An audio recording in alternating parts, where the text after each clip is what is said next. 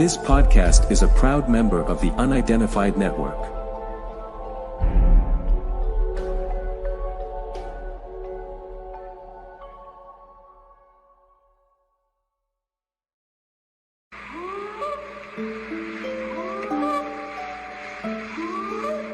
Police in Las Vegas found themselves in the middle of a UFO mystery last month after To us. Big eyes, they have big eyes. 911, what are you reporting? We got someone or something crawling around out here. Did you see what it was? Was it a person or an animal? One of my partners said they saw something fall out of the sky too, so that's why I'm kind of curious. What? I don't know. Do you see him now, sir? Yeah, I'm looking right at him. Okay, hang on. He's right. Is he in your yard, sir? Yeah, God, he's big. Okay, what's he doing in your yard? Mythical Legends Podcast with your host Daniel Barnett.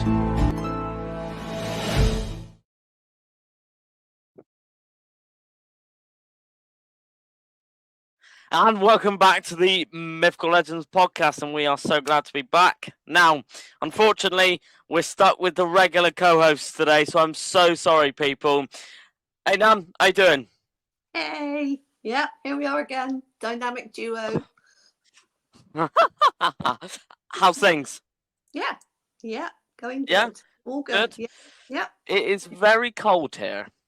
Why is it so cold? Well, maybe it's because of the time of year and we live in the UK. Well, as a family, we call you Mary Poppins, so I expect you to fix the weather.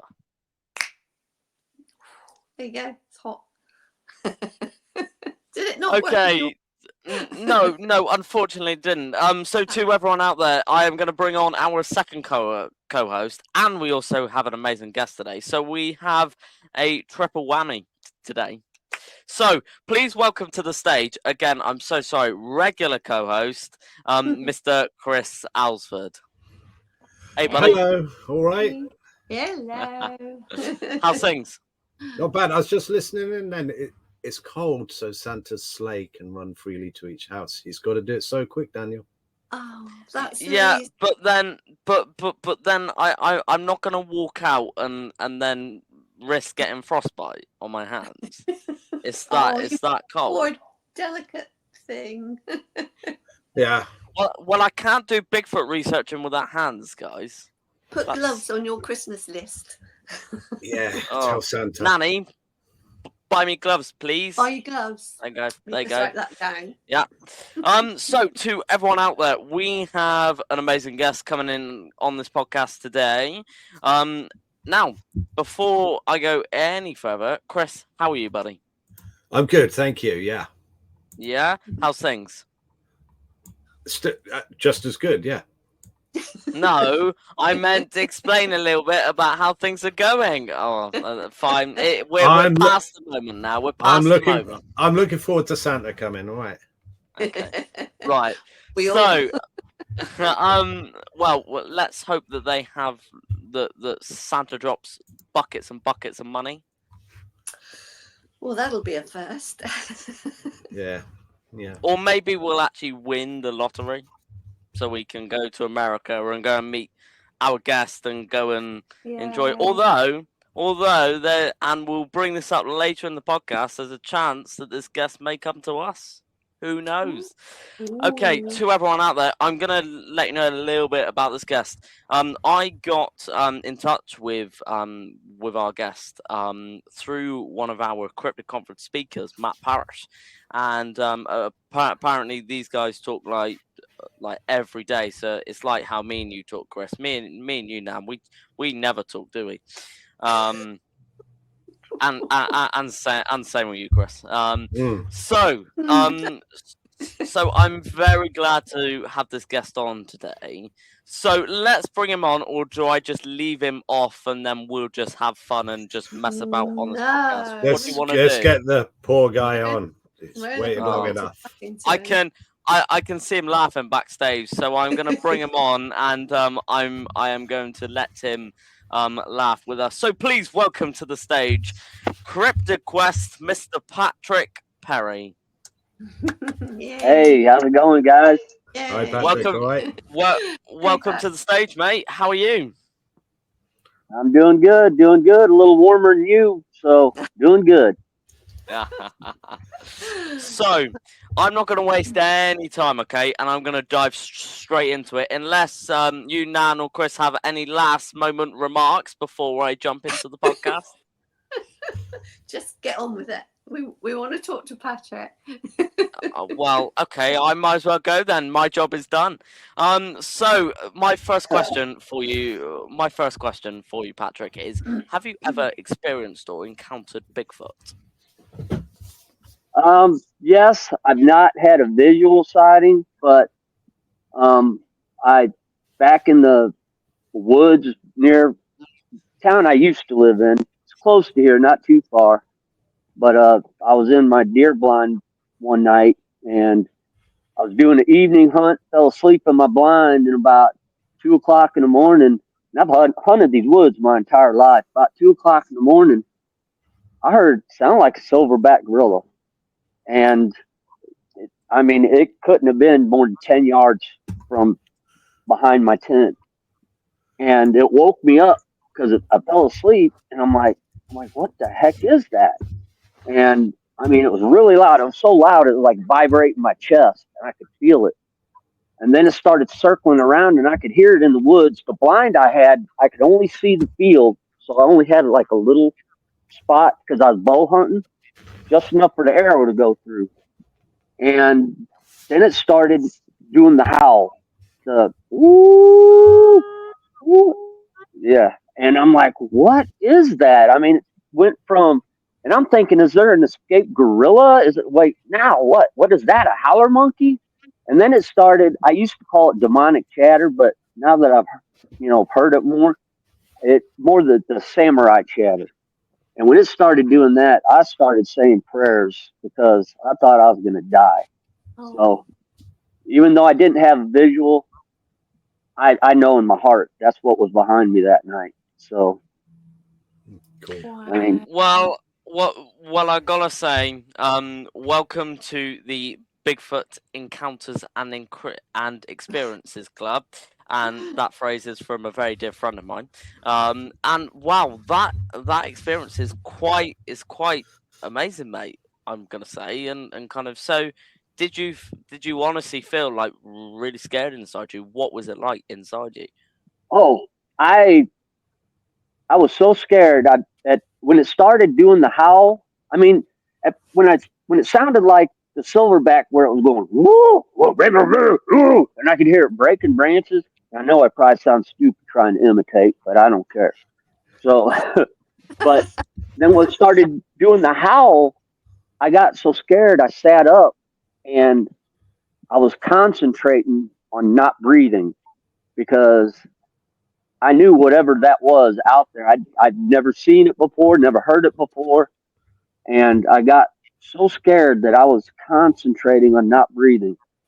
And then when it started, it was circling around my blind the whole time doing this stuff. And then when it started doing the samurai chatter, I I about jumped out of my skin, and like I said earlier, I started praying. I started praying to God that because when it was doing the chatter, it started heading back out towards like the front of my tent, and I was watching a field, but there was the wood line just to my right, and it was a really bright moonlit night, so I could see the field, and I had a crossbow and I had one arrow in it, and I started asking God, do not let me see this. I don't want to see it because if I see it, then I'm going to have to decide if I'm going to shoot it or sit here and have a heart attack or, you know.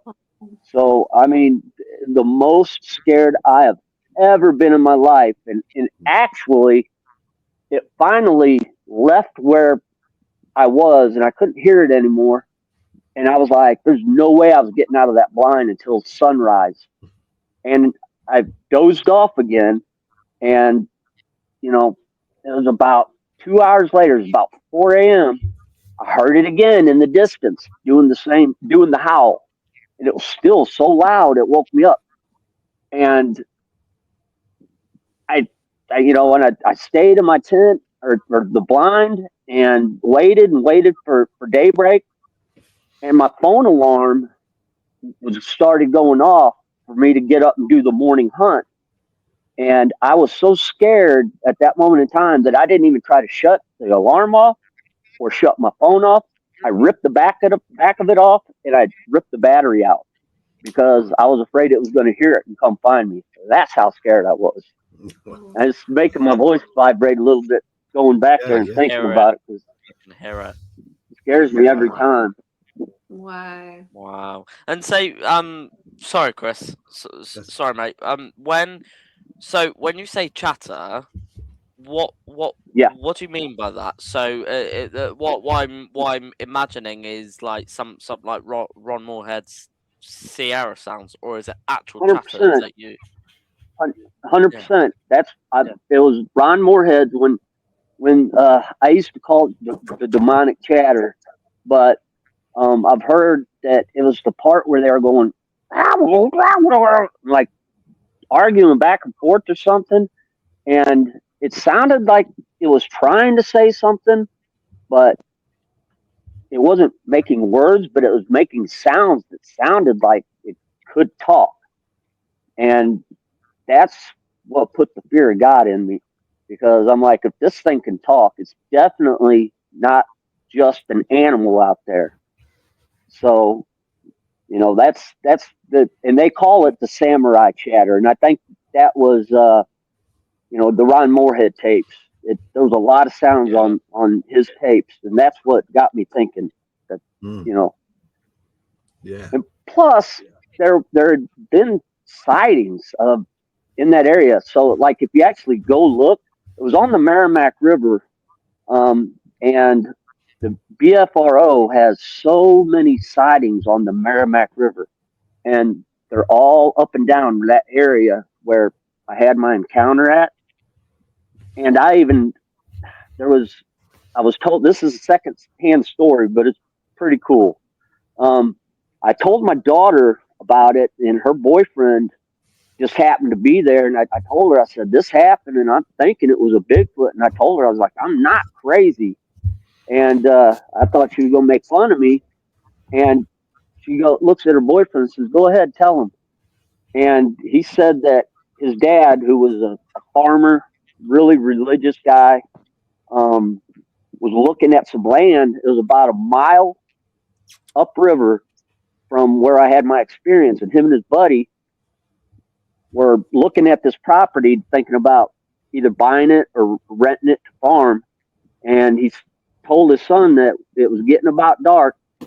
And he said, the sounds that you just made are the exact sounds that he said he heard that night.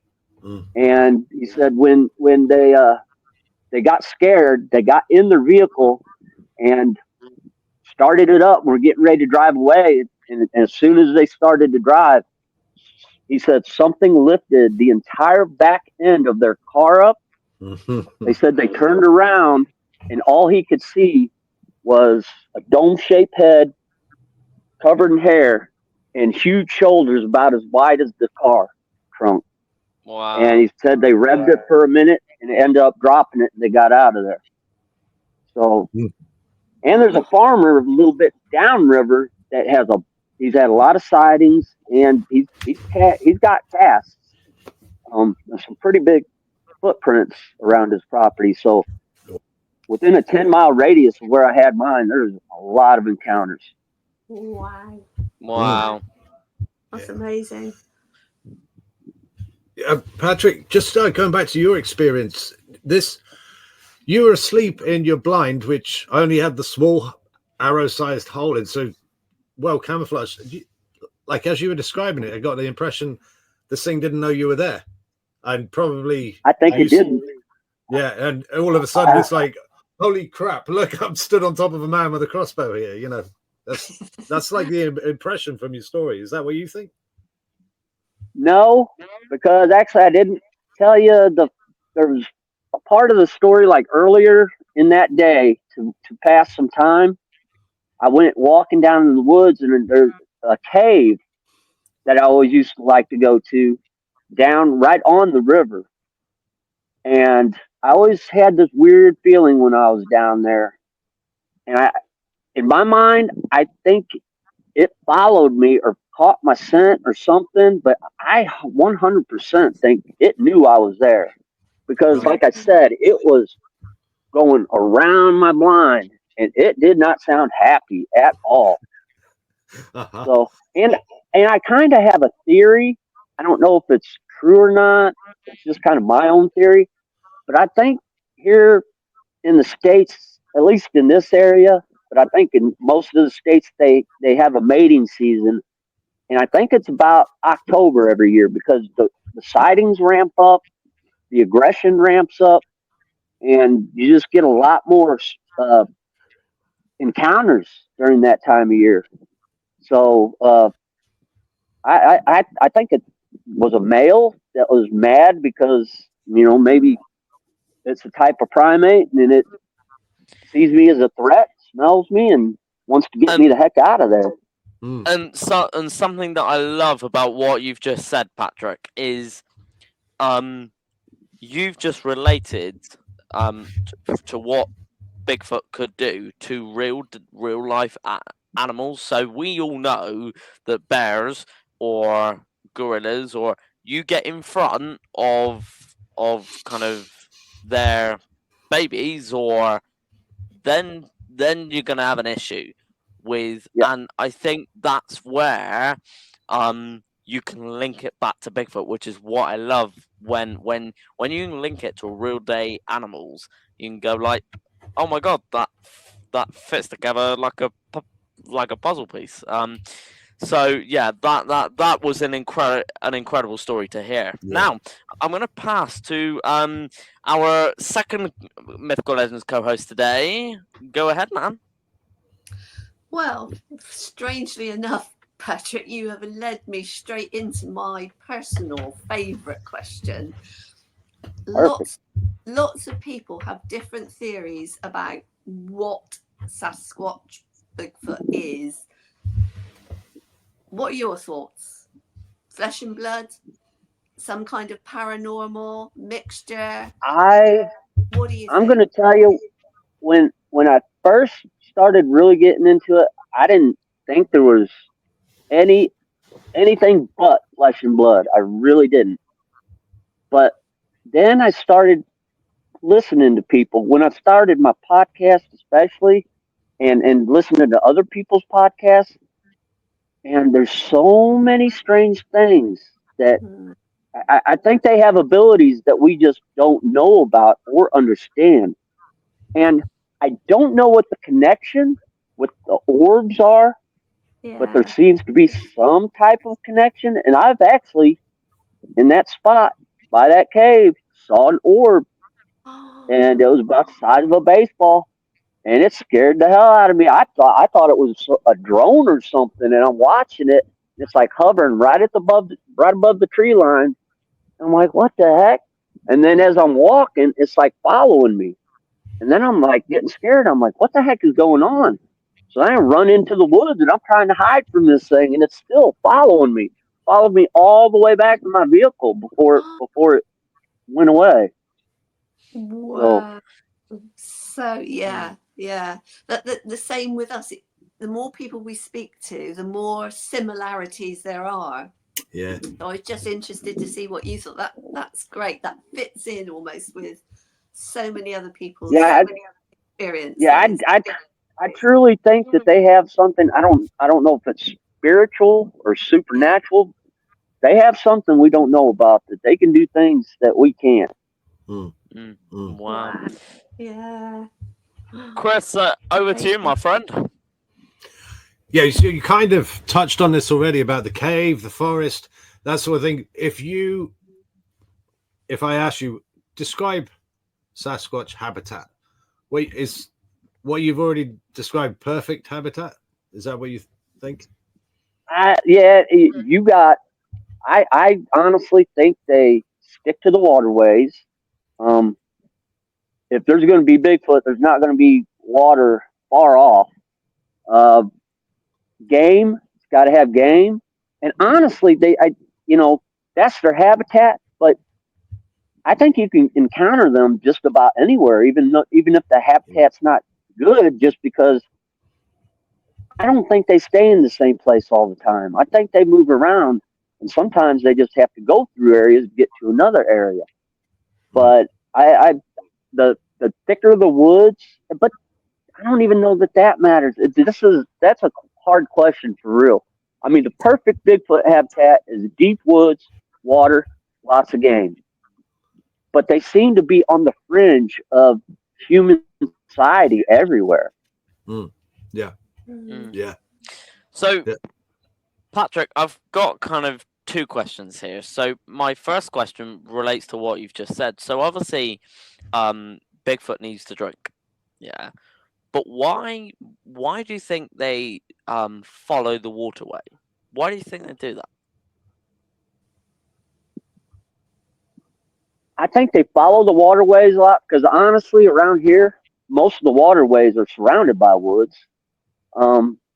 And certain times a year, I mean, people are up and down on the waterways, but there's big sections to where it's not a lot of people at, and I I think it's their best way to get from point A to point Z without, or B or whatever point they're wanting to go to without having to go through like human habitat, because the waterways generally are surrounded by woods. They don't go through a lot of like towns, and when they do, it's just like a little spot.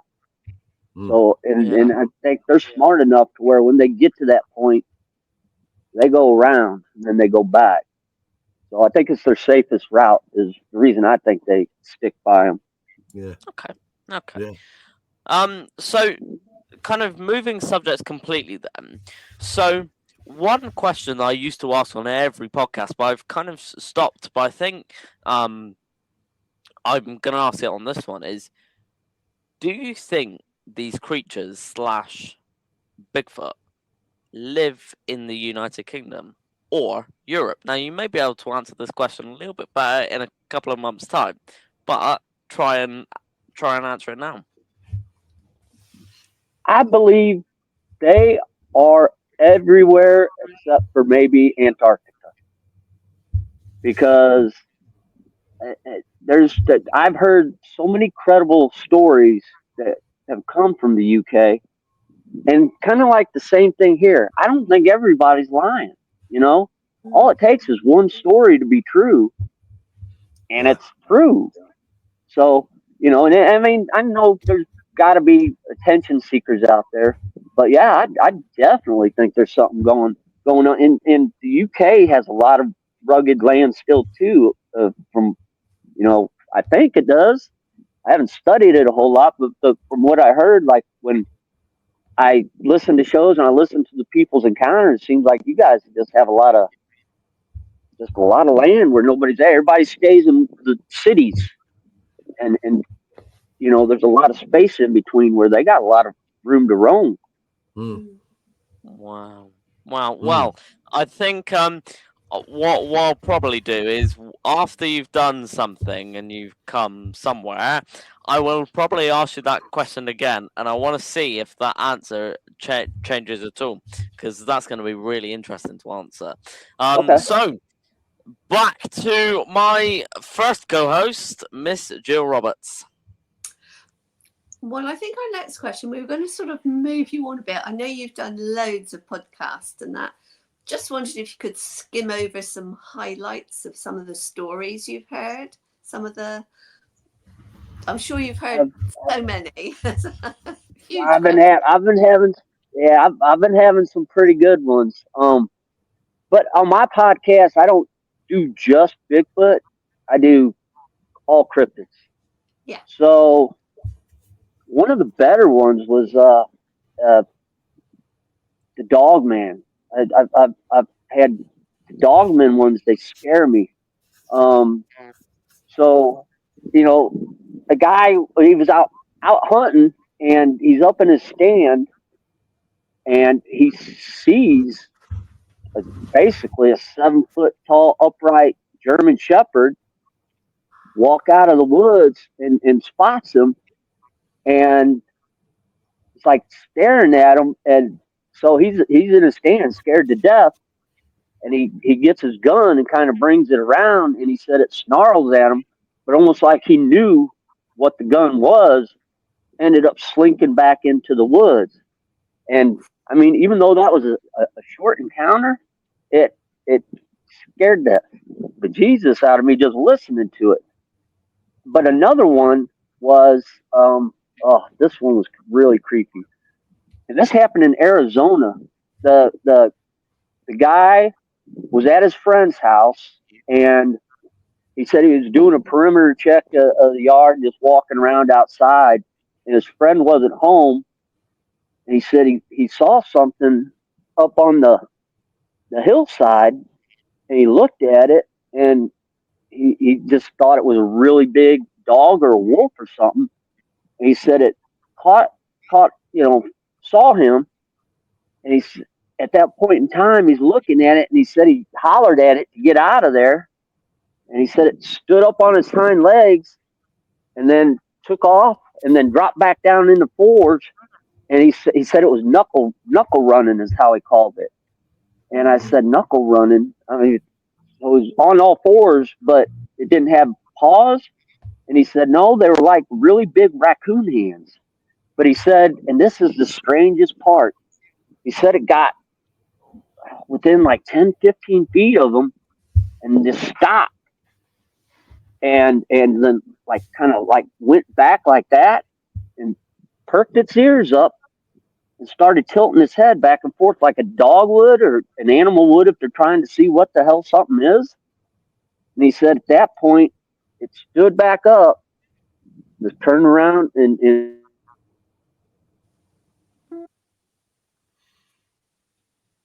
so, and then it came to a dead stop, and it was looking at him, and he said it perked its ears up and was tilting its head side to side, and he said he was so scared he didn't want to move, and he just stood there, and then he said it just stood up on its hind legs again, and just walked back up the hill, just like, okay, I saw you, and now I know what you are, and you know what I am. But the weird thing about that whole story is, he said it had the head of a hyena. So, but here in the States, I know they talk about different types of Bigfoot and dogmen.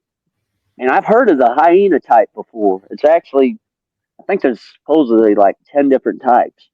But, and, then I've had people tell me about encounters with ones that had baboon heads, which, I think a regular Bigfoot's scary enough. I don't want one with a strange head on it. No, a 7 foot tall hyena would do it for me. Yeah. Yes. Yeah, that would. Yeah. Soon, Patrick, you'll realise how tall Chris actually is. He's gigantic. I'm not 7 foot. I'm not 7 foot tall. You're almost 7 foot tall. But he's not at all scary. Not in the least bit scary. I would. Hey, looks nice to me. I would beg to differ. All right. So, Chris, on to you, my friend. Yeah, I mean, where do we go with that? That's just. So, okay, that's some of the scary ones. What's your favorite story interview you've done? I'm kind of hoping it's a nice story about a Bigfoot bringing you back your water bottle that fell off a cliff or something, No, actually, one of the better ones was when I talked to Daryl Denton. He said he was interacting with a family of them, and he said most of them would keep their distance from him. And he'd done a lot of research over the years. He's really well known, but he said he started to get like a special relationship with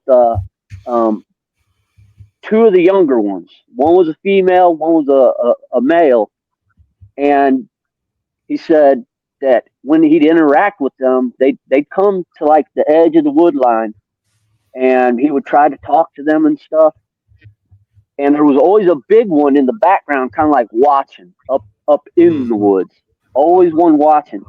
So he said he started trying to give them food, and he was noticing that there was only certain types of food that they liked. And he said one day he was setting the plate down, and the young female had stuck her hand out to start to grab something off of the plate, and his hand was still there. And he said that she came all the way to his hand and touched fingertips with him, and then pulled back.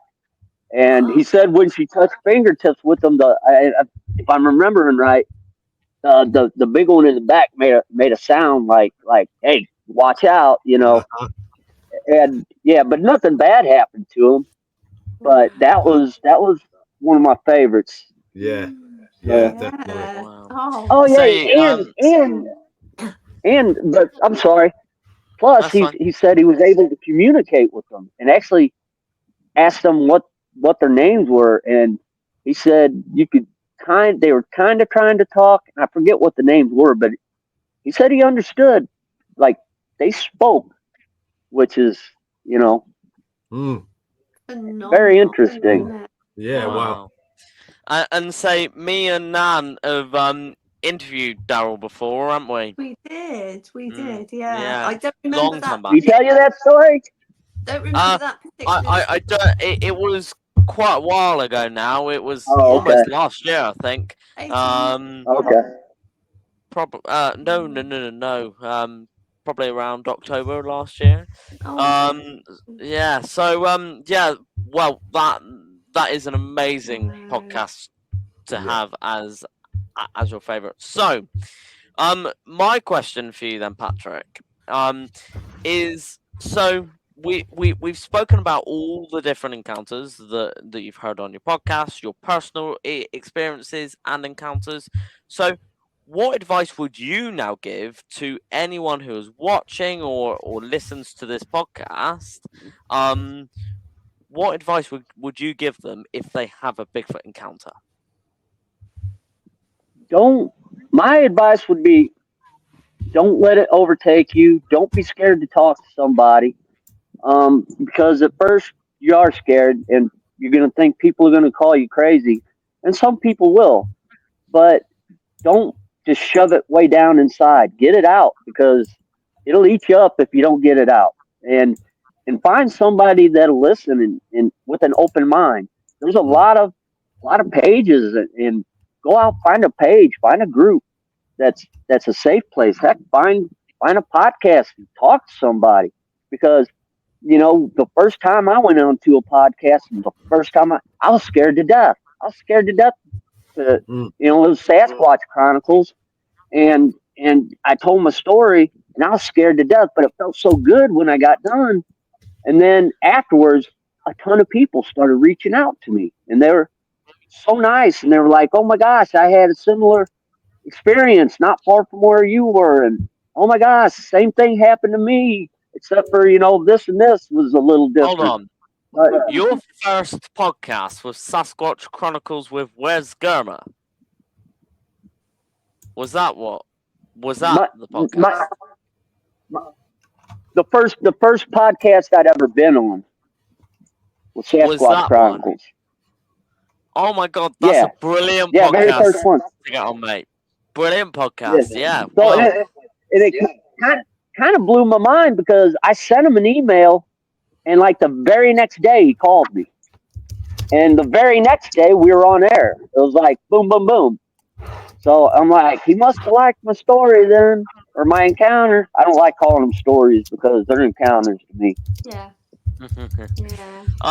So Patrick, I've so enjoyed this podcast, and it's been incredible listening to all your stories. So, without further ado, I'm going to leave my last question, and I want you to bring up something in particular in this question, which I think you're going to get as soon as she asks it. I'm going to leave the last question to my co-host, Jill Roberts. Not that he persuaded me type of question to ask, of course, but it's really, what's the future for you in your Bigfoot journey? What kind of things are you planning or getting up to in the near future? Well, my first and foremost is honestly just to keep reaching out to people and hearing their encounters, and trying to keep that open and make it as interesting as I can, and give them a safe place to come tell their story where they're not going to be made fun of. And besides that, I've been talking to Matt Parrish, Mel Stahan, several other people, Jason Kenzie, and they all live a lot further away from me, but we're talking about maybe doing an excursion together. And also had some other people from other podcasts ask if, to come down here and do some hikes in the woods, because I know the area, I know they're here, and I know they're up there. So I want to go out and find more evidence for myself too, along with the podcast work I do. Excellent. Cool. Amazing.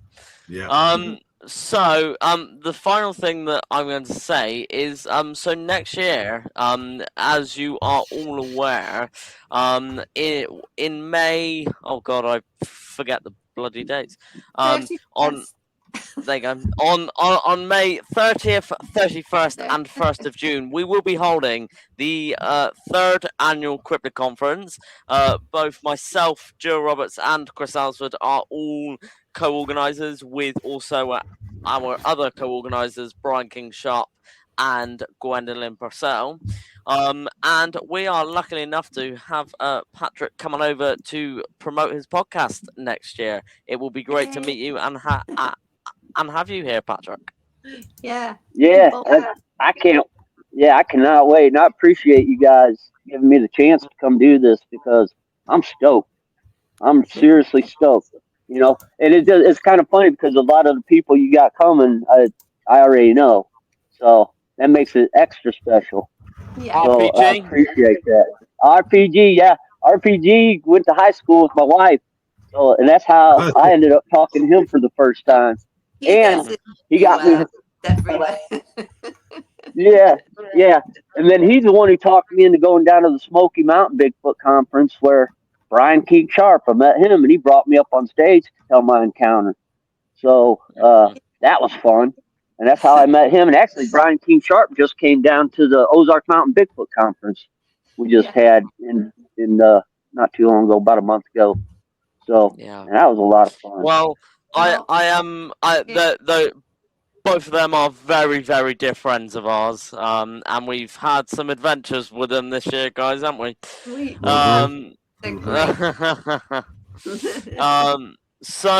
Yes, Patrick, I thank you so much for this podcast. It's been incredible. So, Chris, anything else that you would like to say to our guest, buddy?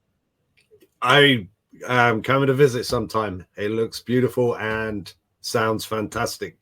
I'm going to practice I'm going to practice my Siamese chatter. Oh, yes. Not samurai chatter. What did I say? Siamese. Yeah, can you cut that bit out, Daniel? Cut it out. That bit. No, I'm going to come over. I'm going to practice my my Japanese chatter. Samurai. Good. And I can say for definite that Chris has been doing research on where you live during this podcast. I can guarantee Very that. cool. Yeah. I'll put you up somewhere. There's somewhere near you called Coney Island, and that's from a movie, and I can't place it. There's a place along the river from you called Coney Island, and I can't remember. Coney Island. Yeah. Well, I'm stumped. Got me. Okay. Sorry. And Nan, anything else that you would like to say to our guest? Well, just amazing stories. Great opportunity to speak to you. Can't wait to meet you in person. Yeah. And we can have a proper chat. I can't wait either. Meet up with everybody else and show you a little bit of our gorgeous Well, country. Nan, you can say hi to Patrick, but you're going to be working, aren't you? Yes. Well, we have some networking. Yes. So that's like cups of tea and chatting. No, There you go. no. See, Patrick, she is now going to get told off now for saying that. Mate, we have really appreciate you being on this podcast. So thank you so much to everyone who has watched this podcast. Thank you for listening in. If you would like to come meet Patrick, come meet us in May, then the tickets are on the Mythical Legends website. You can find that at mythicallegends.co.uk. And then you can also visit our Crypticon sites online. So Crypticon UK, we're under, and you can come find us and come find the ticket links. Also, go and check out Patrick's podcast. It's amazing. I've watched quite a few of the episodes, so good job.